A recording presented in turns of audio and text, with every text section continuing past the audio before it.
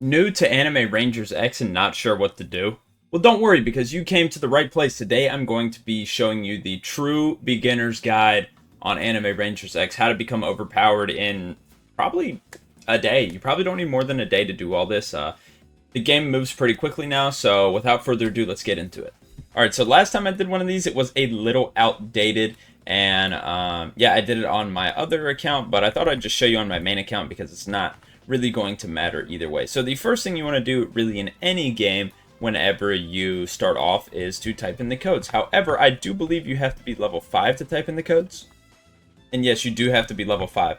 So you should start out with some gems or at least a starter unit. Just come to the summon, just rip one summon, whatever you get is what you get. Typically you'll get a legendary, and a legendary is more than enough to get you to level 5 in the story, right? So your first mission is to get to level 5, which is just by doing the story. Now you could probably get to level 5 after you finish Green Planet, which you don't need more than a legendary. Once you need more than a legendary is probably Z City. That's when it picks up, unless if they nerfed it, which I don't know because it's been so long. But if you don't have a mythic, Z City might be kind of difficult. You should still be able to do it with a legendary though, but yeah, by that point, you should have a lot of gems, and you have a lot of methods for AFKing. Now, let's say, unfortunately, you don't get any mythics, right? You're in trouble. You can't get any further. Well, something you should do is then come to the AFK world. You get a lot of gems, actually, for sitting AFK, and you have the chance at a unit that's pretty good, a secret unit at that. So that is definitely worth doing next, right? So once you have a mythic, and once you've hit level 5, then type in the codes, your mission is to, well, complete the story. Now, here's where it's different from before. Last time, the game was in a completely different place, so now where you should go after moving the story is, well, you kind of have a few options, but you really only have one. You should go to the Ranger stages and do Green Planet and try to get Solar Fist. He is not that difficult to get. It should not take you long at all, especially if you have a Mythic, and he is one of the best units in the game right now, so absolutely worth going to go do that. Now, if you feel like your team's not good enough or things are going too slow, if you are able to do the summer event, that is probably the next method. You get a lot of very good gears in this. You have a chance at a really good unit in Lullaby, who is pretty easy to get.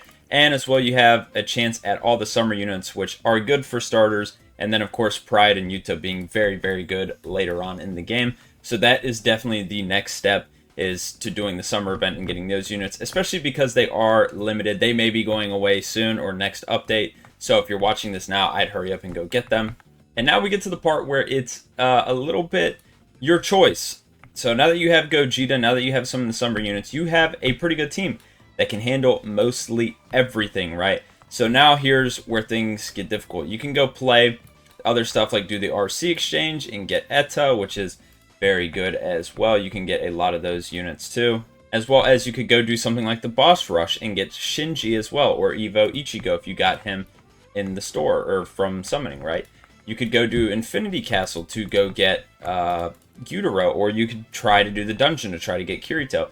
Those are things you could do next, but the main mission here now is to get meta units and make your units meta, right? So the biggest way to do it, obviously type in the code, you get a bunch of rerolls. It's very easy to get rerolls in the summer as well, but another thing you should be doing is grinding challenges. When you do challenges, you're going to get rerolls and you're going to get Vegapunks, which are used to limit break your units to get them to level 100, as you can see here. So that's really going to be the next step, is once you have units you feel like are pretty good, you want to get them to level 100. That is what's next. And then, of course, you want to get a good trait. However, to help out new players, wait till the weekend because you have double odds at getting a good trait.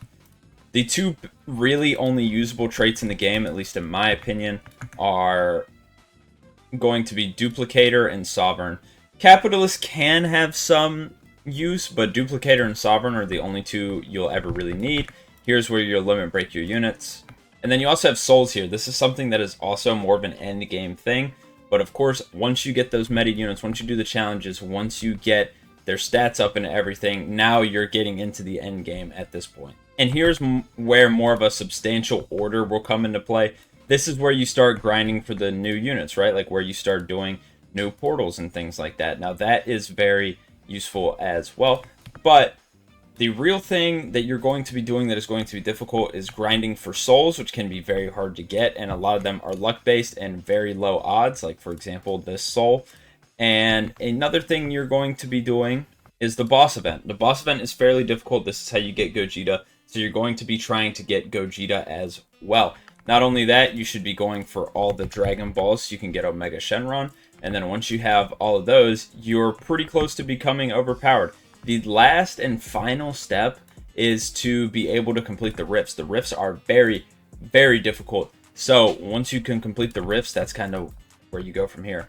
Now this game is very simple and there's not that many updates. So if you were expecting a lot more, I'm sorry, that's all there really is to it, right? You play the game, you play the story, you type in the codes, you slowly get the units you want, whether it be doing quests like for Aizen or summoning them, which is probably the smarter thing to do, or going out and getting Eto, who is a very good unit. And then you have basically to just grind for rerolls and Vegapunks by doing challenges in the summer event.